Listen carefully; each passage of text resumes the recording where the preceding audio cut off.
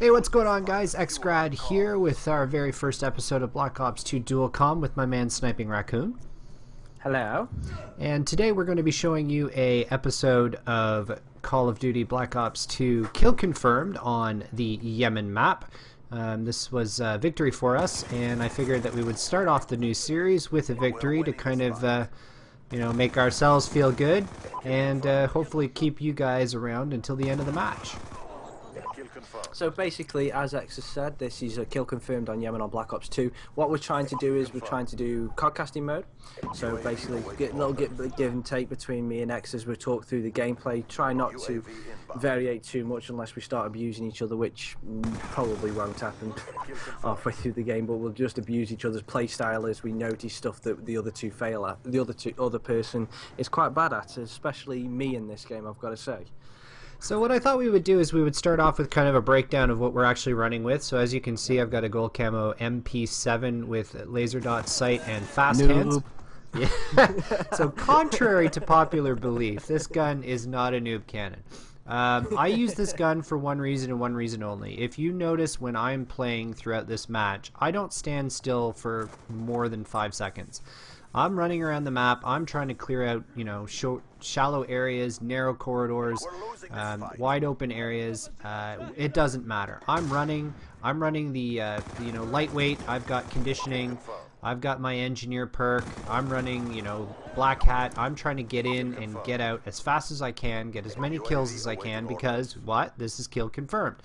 You'll also notice at the end of the match that I end up with the most kill confirmed actual pickups in the game because of the fact that I'm running around and I'm not kind of sitting in one spot. Raccoon, what are you carrying today?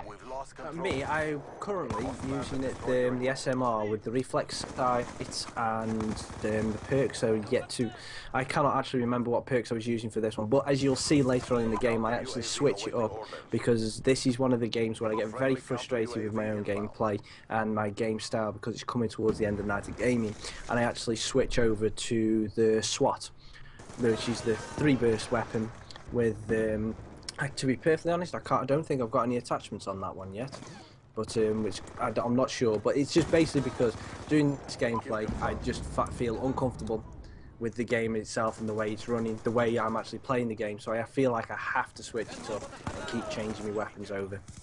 But as X has said, he's pretty much the run and gunner. You'll notice on my gameplay, I'm a slower pace because I find it a bit easier for me to adjust to situations if I'm running a bit slower. Obviously, this is probably not the prime example of what I can actually do, so there is some other gameplay on my channel that shows better what I'm actually able to do.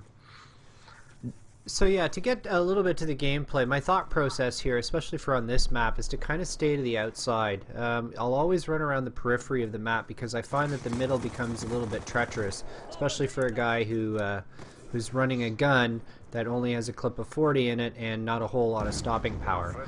Because especially with this map in particular, there's a lot of windows that overlook the main street area, which is very bad news for a guy with an SMG. There's a lot of different level changes in this map, which keeps your head on a swivel, because you have got to be very aware, which is why the right kind of player, the right kind of rusher is very deadly on this map, in my own opinion. Because yes, you can have someone overwatching from the windows or the crackdown walls or something like that, but if you've got a rusher that can stay with the cover all the way around, then you can be very deadly. Yeah, you're absolutely right. There comes a point in time where I think right about now where I've decided, okay, well, I'm going to play a little bit more of the middle of the map, and I ended up paying for it. But at the same time, I ended up getting to a point where I could start loading out my stuff like my sentry gun, and it kind of put it into key positions where I know people are going to be coming down. So the main area over towards the cliffside. This one here, I just kind of got annoyed with this guy who kept camping in this one spot. Yep. So I kept trying to set up the sentry gun in an area where he would get shot every time he opened up. So I put the sentry gun down at the bottom of the stairs here because it literally has good cover towards the whole center area of the map. And this way I can continue to run around the periphery and not have to worry about middle guys coming after me. Yeah, and that suits your playstyle down to the ground, because as we've been watching, and people will see on the X's viewpoint that, as he said, he does not stay still. He's like a little fidget pants. It's like his feet have got hot coals. He has to keep running, has to keep running, has to keep moving just to keep away from cover. Sorry, keep away from the enemies. And in Kill Confirm, it's the ultimate teammate you can have, because he's always busy. He's always trying to find them angles, but the only problem is, as we've both known and we both talk about at length when we're in parties together, if you've got one person that run and gun, if you've got a team of 2 or 3 that run and gun and go around the map, if you've got one person sitting back at spawn, the spawn switch and the running gunners get left in the water, something rotten, they can get it turned on and everything. It's ridiculous how much that happens. I know it's part of X's rage.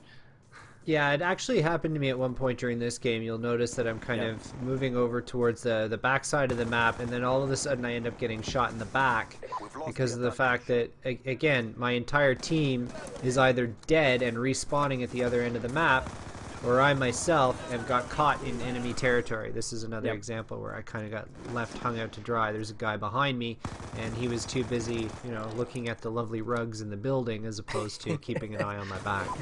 Yeah, and that's also, I mean, it's the advantage of, it's not you'll be the first one to admit this, X. Battlefield is a squad gameplay. Call of Duty is more lone wolf, but with the right party and the right kind of team players, you can turn a match with, if you're in a squad or a party, you can turn a match so quickly into your favour with squad. Oh, I absolutely agree. I didn't check my corner on that one. No, that one was on you, but then I think I come back with the revenge kill. I just wasn't quick enough with the squad. Yeah, the thing, as I will point out, in my defence on this is 1:30 in the morning for me. This is what, 6 o'clock in the afternoon for X? Yeah, I'm in my prime right now. I'm in my gaming prime. I'm in my sleep mode. This is why you'll see me. I'm basically, I wouldn't exactly say walking around the map, but I'm like doing sort of like, it is literally like I've ran a marathon and I'm just walking back to my car, because this is how it feels. I'm walking through treacle. I'm just trying so hard to stay away. Now, in that last sequence, you'll notice that there were 3 guys on our team that all ran down the same tight little alley and all ended up getting killed by this one guy with an SMG.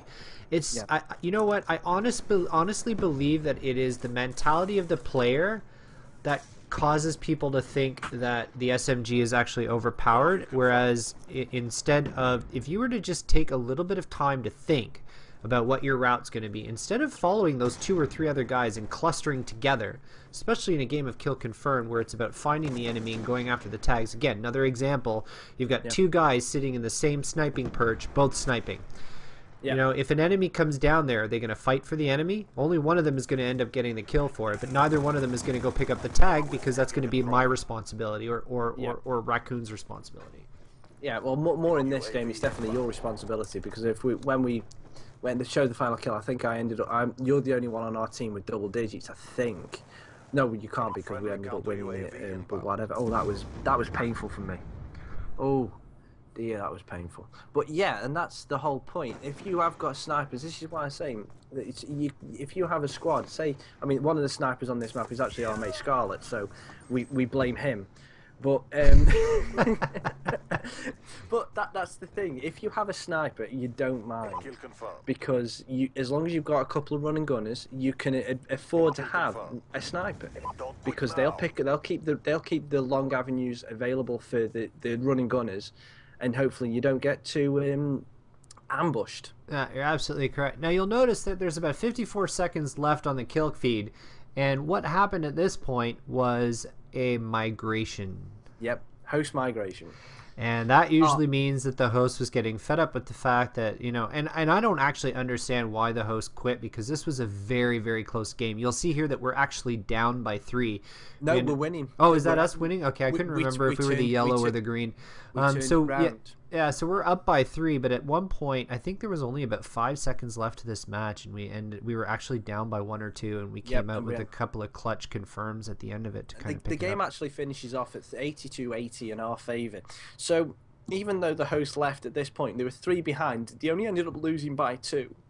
It doesn't make sense to quit a game with 54 seconds remaining. Christmas noobs, don't quit. So that's it for the first episode of our dualcom, Black Ops 2 dualcom. My name is Xgrad. Thanks for watching. I've been Sniping Raccoon, and we will see you some other time. Have a great one, guys. See you later.